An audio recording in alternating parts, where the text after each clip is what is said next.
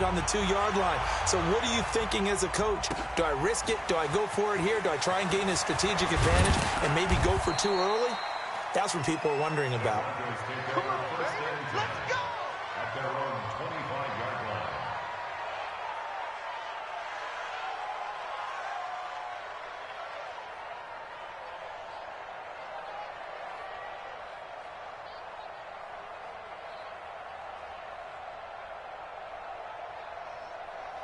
The Broncos onto the field, ready to start their next drive. And now last drive so successful with the ground game, ending in a touchdown. Do you stick with that formula? That would be the #1 thing you would think of, but so many guys now would look at it and say, we've got them set up so well for play action, now's the time to take a shot. Yeah. But, you know, there was a big-time coach in the state of Ohio who once said, if you throw the ball, if you put it in the air, 3 things can happen, and 2 of them are bad. He would have kissed it on the ground. Just nothing there again. He's been sacked multiple times. We've seen the interceptions, of course. He's really been through the ringer, hasn't he? And what we've seen is a defense is well coordinated. The front and the back really in sync. The front putting on the pressure, the backside being ball hawks and picking passes off. So from the 39 now, they'll come up on a 1st and 10. They'll set up a throw. Open man is Galladay, complete. 7 yards, the pickup on the pitch and catch. He decided to run a hitch route. It really helped to have a guy who can turn it loose. And, boy, he rifled one in there on that one. Not much run after catch, but it worked really well. Able to get 7 on that 1st down pass play. 2nd and 3. 2nd and 3.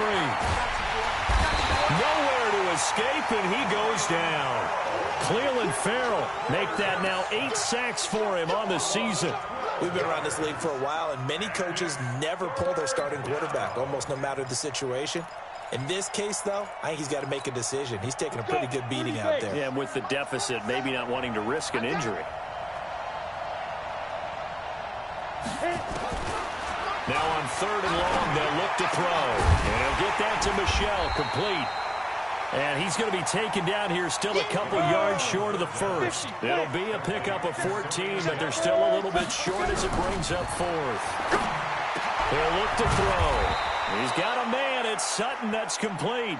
And he's able to get this one down to the 40-yard line. A Bronco 1st down there, 12 yards on the play. So here's a 1st and 10 now in Raider territory, right at the 40. And now a throw on 1st down there, but it's incomplete. This defense is continuing to contest every deep ball that is thrown downfield. And, look, it doesn't matter whether you're playing man or zone. Eventually that becomes man on man, and you've got to trust yourself and go up at that moment of truth and make a play on the football. So 2nd down and 10. Once again, they'll go from the 40. Here's a pass swung out left to his running back. Unable to corral him. He fights through. Denver has a 1st down on the 15-yard play. And a nice gain and a broken tackle along the way. And really, we shouldn't be surprised, should we? That's what runners do, especially the best ones. They break tackles and gain extra yardage. They'll drop the throw. And a big loss here as he's taken down. Charles, not to point fingers, but how much of this goes on the shoulders of the offensive line? I mean, look at the 6 sacks last week. That's the 4th in this game. Definitely the bulk of it does go on the offensive line. That's what they're tasked with doing, keeping their quarterback upright and clean in the pocket. But I think they have to look at, okay, are we bringing in extra people? Is the ball out of the quarterback's hands quick enough? There are a few other factors that they have to look at to try and help out. But you're exactly right. It starts with the O-line. They try to throw on 2nd down, but this one is incomplete. The Broncos on 3rd down. They've converted 3 times in 8 chances. This will be 3rd and a mile. Nowhere to escape, and he goes down. Brandon, I think you understand the type of afternoon this offensive line is having. It is a long one for them. Long for you to spend it with me. Long for them trying to block those guys. They've given up a whole lot of sacks, and the speed and quickness of that defensive line is eating them alive. As expected, they're going for it to keep the drive alive. And his pass is intercepted for the 4th time today. Picked off by Gary and Conley. And the return stops just a few yards shy of midfield. They'll spot the ball at the 47-yard line.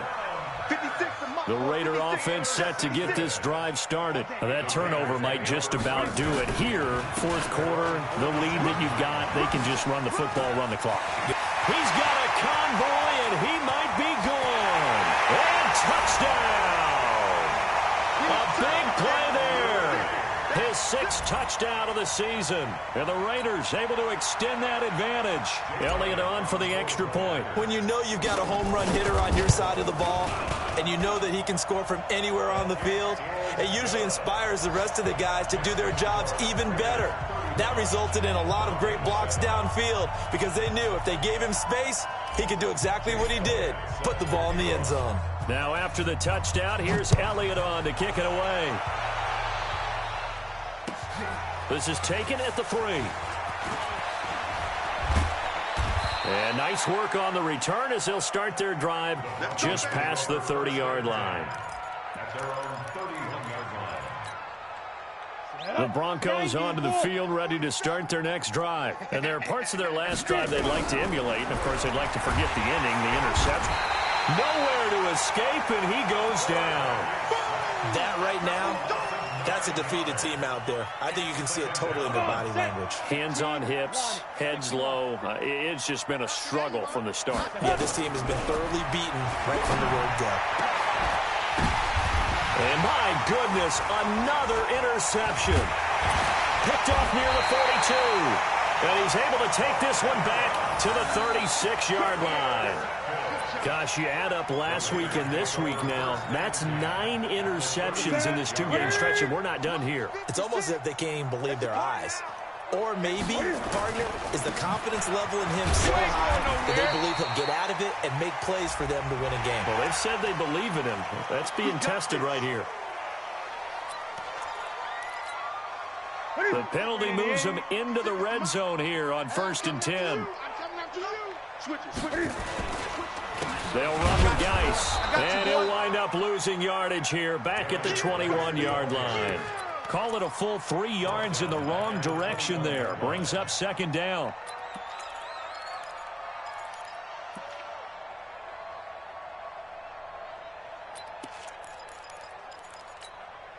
So now they have to contend with 2nd and 13 after the 1st down run goes backwards. Back to throw, Newton. Off to Geis on the screen. And they take him down, losing yardage back at the 27. Now a timeout coming in here defensively as they stop it before the 2-minute warning with 2:09 to go in the game.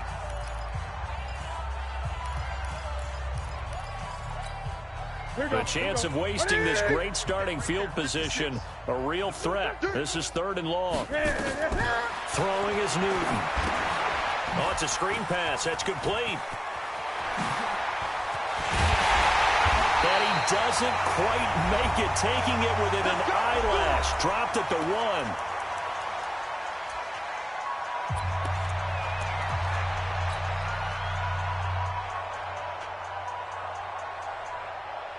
So it's Raider football as we get you reset. They've got it 1st and goal in a game that appears to have already been decided. Newton on the keeper. It's a loss of 1.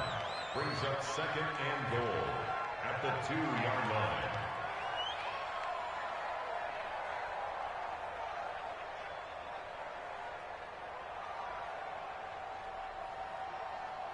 Back at the 2 now. Here's 2nd and goal.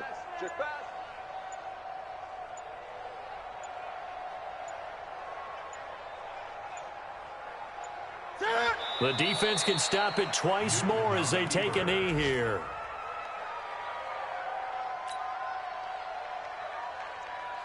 They need to reverse the trend. The last 2 plays have gone backwards. Now it's 3rd and goal.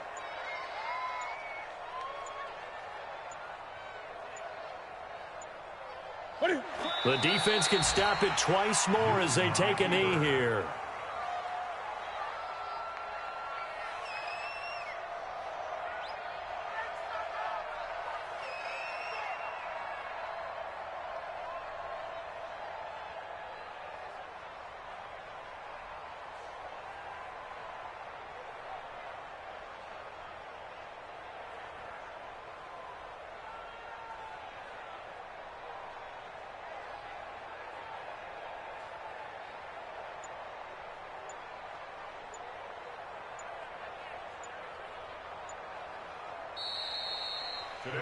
So plenty of smiles for the folks here as they head for the exits. It's a victory for their hometown guys. And it was their defense that really paved the way to this victory as they allowed the one touchdown, and that was all she wrote. Almost want to do the defense chant right now, right? Defense with a couple of claps in there, but no one wants to hear that from me. Let's just talk about how they got it done, though. When you take care of every aspect of the game, shut down the run, control the airways, right? Make sure the quarterback is harassed. This type of performance you get. They can't fashion together any offense, no consistency, and they just took control. So for the home team here, their strong start to the year continues as they're up to 5-1. And they will hit the road next week to take on the Pittsburgh Steelers. Meanwhile, for the Broncos, the downward spiral continues as they drop to 0-6 now. And now they'll head to the bye week as they'll be back in action in Week 8.